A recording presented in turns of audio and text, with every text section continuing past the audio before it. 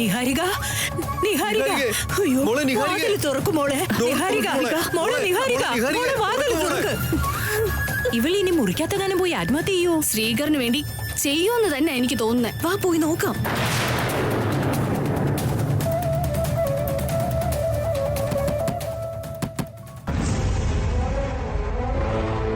നിഹാരിക, നിഹാരിക, മോളെ നിഹാരിക, മോളെ open the door. Niharika, വാതിൽ തുറക്കും മോളെ. നിന്നോട് ഞാൻ അപേക്ഷിക്കാം, വാതിലൊന്ന് തുറക്ക്.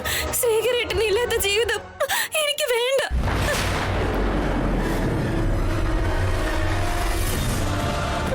ഞാൻ ഇവിടെ കിടന്ന് ചത്തുകളയും. എന്നെ കുറിച്ച് നിങ്ങൾ ആരും ഇനി ആലോചിക്കാൻ പോലെ നിൽക്കണ്ട. നിഹാരിക,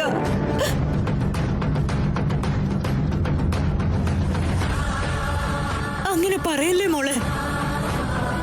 മോളെ നിഹാരിക, ഞാൻ ശ്രീകരനോട് സംസാരിക്കാം. നീ തിരക്ക് പിടിച്ച് അരുതാത്തതൊന്നും ചെയ്യരുത് മോളെ.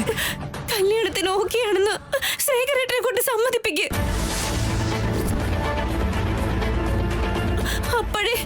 അപ്പോഴേ ഞാൻ ഈ വാതിൽ തുറക്കും.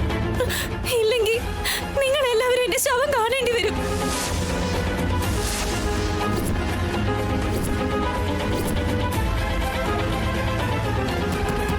ശ്രീകർ, നിഹാരിയെ കല്യാണം കഴിക്കാന്ന് പറ മോനെ. ഈ ഇമോഷണൽ ബ്ലാക്ക്മെയിൽ എന്തിനാ അമ്മേ? ദയവേത് ഞാൻ പറയുന്ന ആദ്യം കേക്ക്.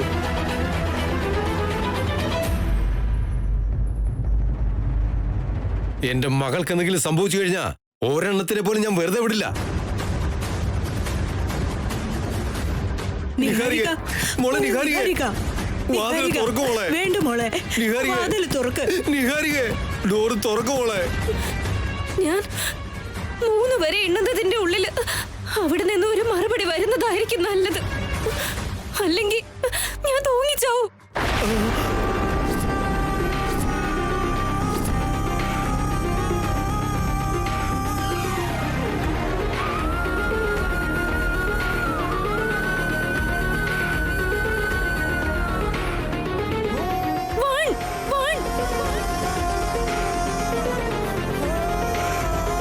തങ്കം പോലൊരു കുട്ടി, നിങ്ങൾക്ക് അവളെക്കാൾ നല്ലൊരു പെൺകുട്ടിയെ കിട്ടുമെന്നാണോ?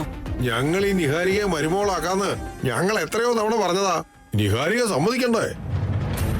എന്റെ മോന് എയറോനോട്ടിക് എഞ്ചിനീയറാ, നല്ല സാലറിയാ. ഞങ്ങൾ ചോദിച്ചപ്പോഴും നടക്കില്ല എന്ന് പറഞ്ഞു. അങ്ങനെ ഒരു പെൺകുട്ടി നിനക്ക് വേണ്ടി മരിക്കാൻ തയ്യാറായി നിൽക്കുക. നിഹാരിക, എത്രയോ കാലായി ജാതകം ചേരുന്ന ഒരു പെൺകുട്ടിക്ക് വേണ്ടി കാത്തിരിക്കാണ്. അവസാനം കിട്ടിയപ്പോ നീ ഇങ്ങനെ ചെയ്യുന്നത് എന്നെ വല്ലാതെ അത്ഭുതപ്പെടുത്ത ശ്രീകർ. നിന്റെ തീരുമാനത്തിനിപ്പോ ഒരു പ്രാണന്റെ വിലയുണ്ട് ശ്രീകർ. വെറുതെ വൈകിപ്പിക്കരുത്. നിഹാരികയെ കല്യാണം കഴിക്കേ. ഇല്ലെങ്കിൽ എന്തുകൊണ്ടാ കല്യാണം കഴിക്കാത്തെന്നുള്ള കാരണമെങ്കിലും പറ ശ്രീകർ.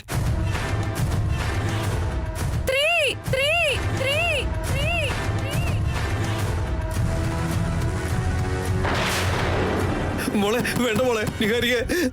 മമ്മി, ഡാഡ്, എല്ലാവരെയും ഉപേക്ഷിച്ച് ഞാൻ പോവുകയാണ്. എന്നോട് എല്ലാവരും ക്ഷമിക്കണം. വേണ്ട മോളെ, പറയുന്ന നിഹാരിക, വേണ്ട മോളെ നിഹാരിക.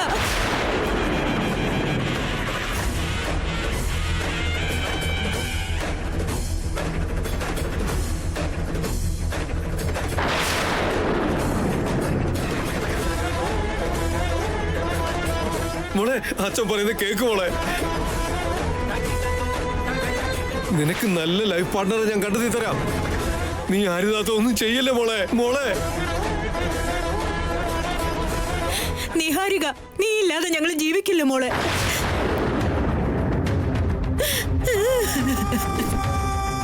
മോളെ നിഹാരിക, മോളെ നിഹാരിക,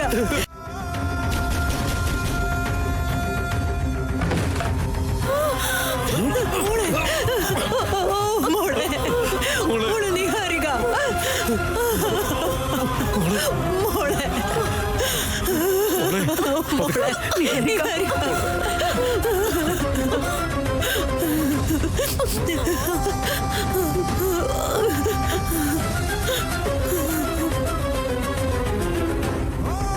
നീ എത്ര ധൈര്യമുള്ള കുട്ടിയാ. എന്നിട്ടാണോ ഇത്ര ബാലിശമായ കാര്യങ്ങൾ ചെയ്യുന്നത്? എത്ര ധൈര്യമുള്ളവളാണെങ്കിലും എനിക്ക് ഇഷ്ടമുള്ള ആള് എന്റെ കൂടെ ഇല്ലെന്ന് അറിയുമ്പോ എന്റെ ജീവിതം തന്നെ ശൂന്യായെന്ന് തോന്നിയിട്ട് ഞാൻ ഇങ്ങനെ ഒരു തീരുമാനം എടുത്തത് ഡാഡി. ഞങ്ങളുടെ മകൾ ഇതുവരെ ഇത്രയും വലിയ തീരുമാനങ്ങളൊന്നും എടുത്തിട്ടില്ല. ഇവള് ജനിച്ച അന്ന് തൊട്ട് ഇവളുടെ കണ്ണീന്ന് ഒരു തുള്ളി കണ്ണുനീര് വീഴാൻ സമ്മതിച്ചിട്ടില്ല. ഇന്ന് ഇങ്ങനെയൊന്നും സംഭവിക്കുമെന്നും ഞങ്ങൾ കരുതിയില്ല. ഞങ്ങളുടെ മോളുടെ ജാതകത്തിൽ സംശയിച്ച് നിങ്ങൾ അത് ടെസ്റ്റ് ചെയ്തു, അത് പോട്ടെന്ന് വെച്ചു. നിങ്ങളുടെ മോൻ ഞങ്ങളുടെ മോളെ കാണാതെ തന്നെ നിശ്ചയം നടത്താമെന്നും പറഞ്ഞു, അതും സമ്മതിച്ചു. ഞങ്ങളുടെ മോള് നിങ്ങളുടെ മരുമോളാകാൻ പോവാന്ന് എല്ലാവരോടും പറയുകയും ചെയ്തു. നിങ്ങൾ ഞങ്ങളുടെ അവസ്ഥ ഒന്ന് മനസ്സിലാക്ക്.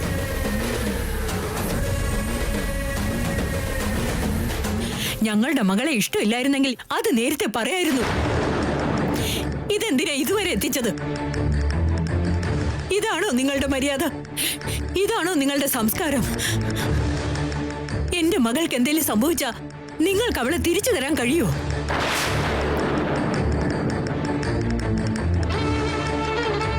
ഞങ്ങളുടെ മോളെ വേണ്ടെന്ന് പറഞ്ഞിട്ടുണ്ടെങ്കിൽ അവന്റെ മനസ്സിൽ മറ്റാരെങ്കിലും ഉണ്ടോന്ന് നിങ്ങൾ ചോദിച്ചു മനസ്സിലാക്ക്.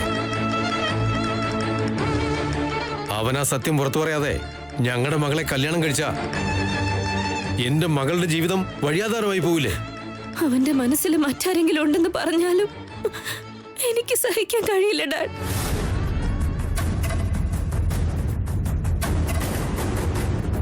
ഇന്ന് ചിലപ്പോ നിങ്ങൾ എന്നെ സംരക്ഷിക്കും, ഒരിക്കൽ കൂടി സംരക്ഷിക്കാൻ കഴിയില്ലല്ലോ. എന്തിനാണ് ഞങ്ങൾ എങ്ങനെ നിർത്തി അപമാനിക്കുന്നത്? ഞങ്ങൾ എന്തിനാ നീ ഇത്രയധികം വിഷമിപ്പിക്കുന്നത്? 10 ഗ്രാമങ്ങളുടെ നന്മയ്ക്ക് കാരണമാകേണ്ട പെൺകുട്ടി നമ്മുടെ കുടുംബ ഗൗരവത്തിനെയും ആചാരങ്ങളെയും മുന്നോട്ട് കൊണ്ടുപോകാൻ കഴിയുന്ന പെൺകുട്ടിയെ അന്വേഷിച്ച് അവസാനം കിട്ടിയപ്പോ എന്താ നിനക്കിപ്പോ ഒരു മാറ്റം? ശരിക്കും നിന്റെ ഉദ്ദേശം എന്താടാ? അവന്റെ ഉദ്ദേശത്തിന്റെ കാര്യമൊക്കെ പിന്നെ നോക്കാം. ഞാനിപ്പൊ പറയുന്നത് കേട്ട് ഇവൻ ഒരു നല്ല തീരുമാനത്തിൽ എത്തിയില്ലെങ്കിൽ എന്താ സംഭവിക്കുന്നുള്ളത് അപ്പൊ പറയാം.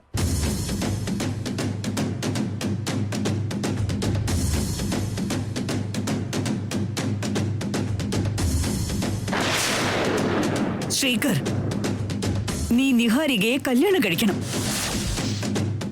ഇല്ലെങ്കിൽ വീട്ടിലെത്തിയ ശേഷം ഇപ്പൊ നിഹാരിക എന്താണ് ഇവിടെ ചെയ്തത് അത് ഞാൻ ചെയ്യുന്നത് നീ കാണും.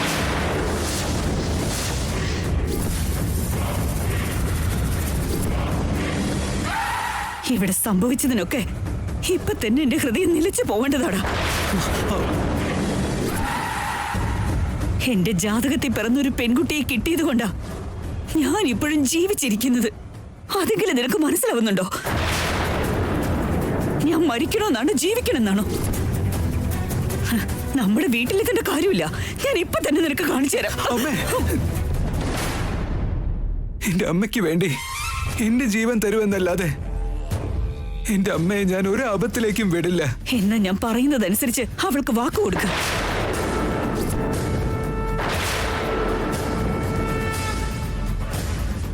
ശേഖർ സാറേ, എന്റെ മകന്റെ ഭാഗത്ത് നിന്ന് ഞാൻ വാക്ക് തരുന്നു.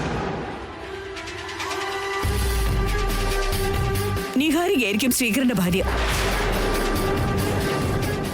നിഹാരികയായിരിക്കും എന്റെ ചെറിയ മരുമകള്.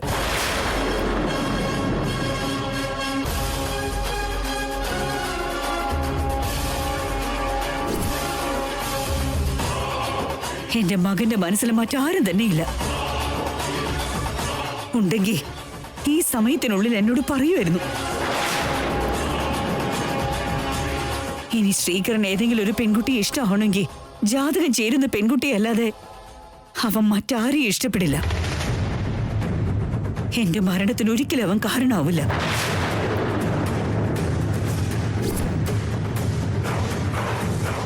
കല്യാണം ഭംഗിയായി തന്നെ നടക്കും. കാര്യക്രമങ്ങൾ തുടങ്ങാൻ വരൂ.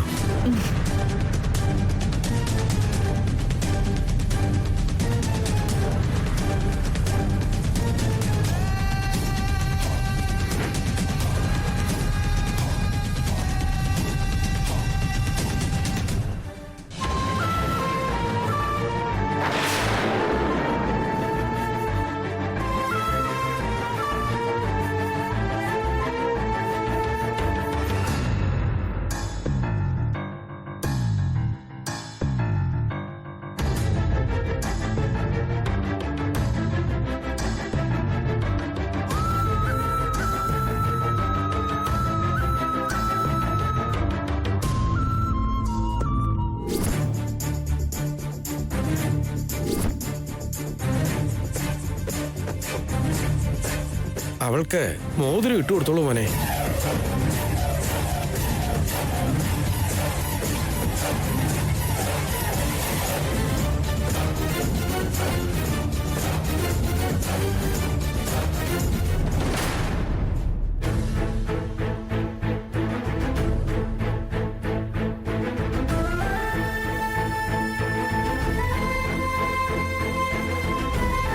ഈ മോതിരെടുത്ത്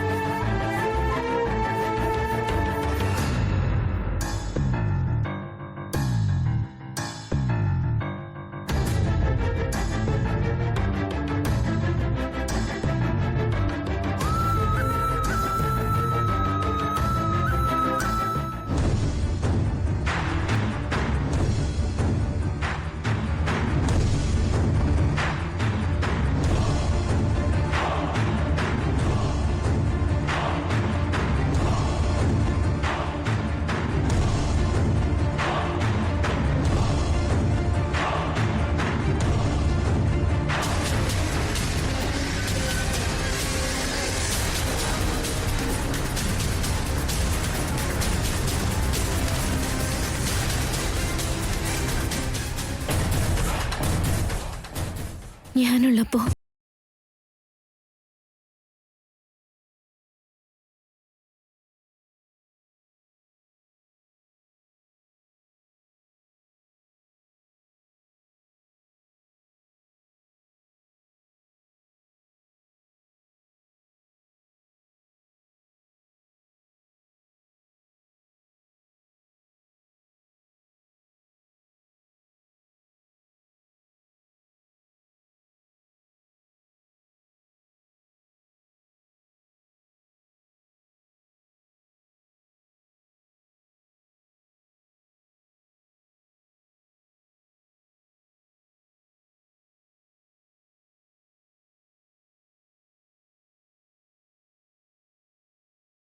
ഇതാ മോളെ.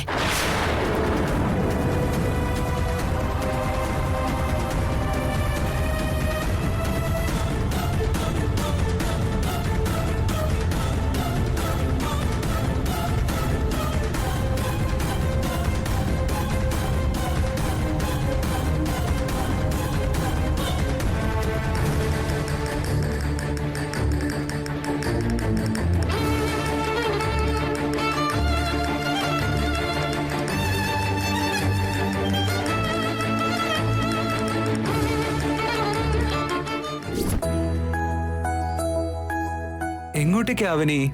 നമ്മളിതാ ഇവിടെ എത്തിയേട്ടാ.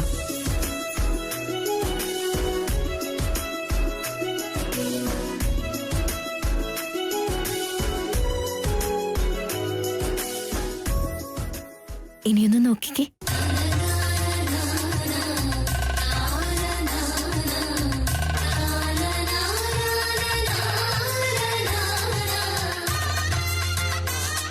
ശ്രീകർ ലവ്സ് അവനി.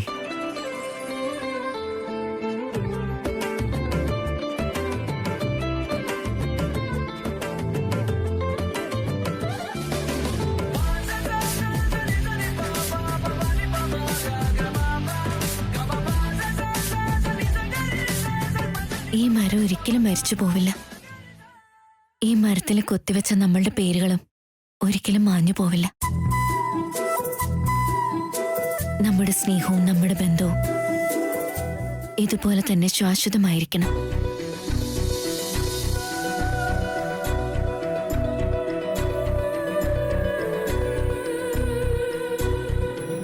നിങ്ങളുടെ കൈ പിടിച്ച് വന്നവളാണ്. നിങ്ങൾ ഒരിക്കലും എന്നെ ഉപേക്ഷിക്കരുതേട്ടാ. ഇനി എന്തൊക്കെ അവസ്ഥകളുണ്ടായാലും നിങ്ങളുടെ കൈ മറ്റൊരാൾക്ക് കൊടുക്കരുത്.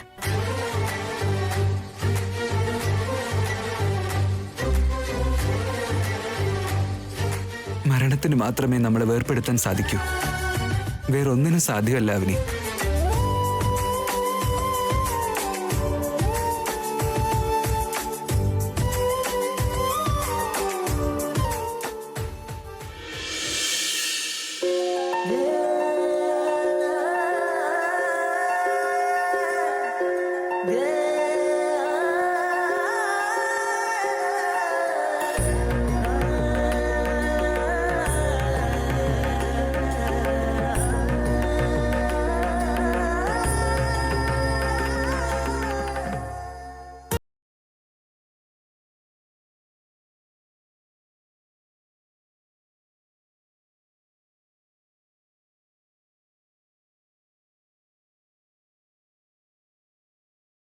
നിശ്ചയതാമ്പൂലം കൈമാറിക്കോളൂ.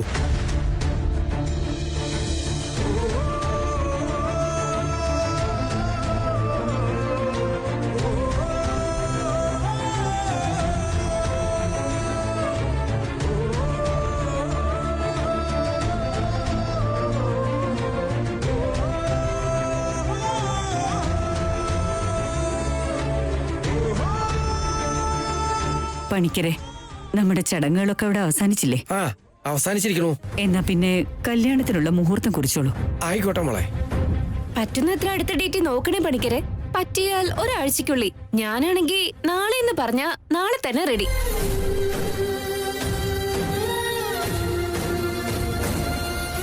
ഞങ്ങളുടെ വീട്ടിലേക്ക് വരാൻ വലിയ ധൃതി കാണിക്കുന്നുണ്ടല്ലോ.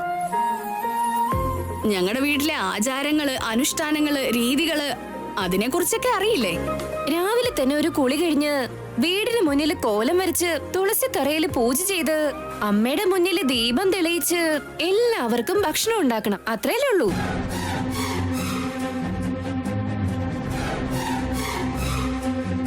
ഇതെല്ലാം 7 മണിയാകുന്നതിന് മുന്നേ ചെയ്തിരിക്കും.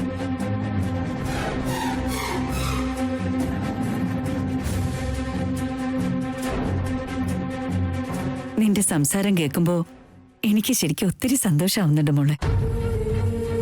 എത്രയും വേഗം ഞങ്ങളുടെ വീട്ടിലേക്ക് വന്ന് കാലെടുത്ത് വെക്കാൻ ഞാൻ ഒത്തിരി ആഗ്രഹിക്കുന്നു. ആ പണിക്കരെ, കല്യാണത്തിനുള്ള മുഹൂർത്തം നോക്കിക്കോളൂ. അച്ഛാ, എന്തിനാ ഇത്രയും ധൃതി കാണിക്കുന്നത്? വീട്ടിലെത്തിയിട്ട് എല്ലാരോടും ആലോചിച്ചിട്ട് മുഹൂർത്തം നോക്കിയേ പോരെ? ഒരുപാട് സമയമെടുത്ത കുട്ടികളുടെ മനസ്സ് മാറുന്ന കരുതി ഇപ്പോഴത്തെ കാലത്താരും നിശ്ചയത്തിനും കല്യാണത്തിനും ഇടയിൽ ഒരുപാട് സമയമൊന്നും എടുക്കാറില്ല. ഈ പറഞ്ഞത് സത്യം. പണിക്കരെ, മുഹൂർത്തം നോക്കിക്കോളൂ.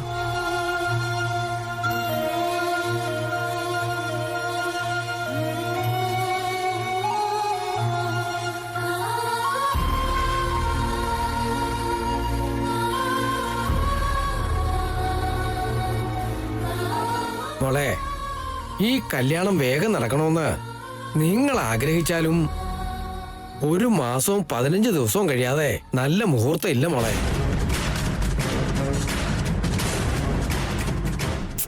അത്ര ദിവസോ? അത് ഒരുപാട് ഡിലേ ആകുമല്ലോ. ചെറിയ ചെറിയ ചടങ്ങുകളും കടകളൊക്കെ തുടങ്ങാനുമാണെങ്കിൽ ചില മുഹൂർത്തങ്ങൾ കാണുന്നുണ്ടെങ്കിലും കല്യാണത്തിന് മാത്രം നല്ല മുഹൂർത്തങ്ങളില്ല.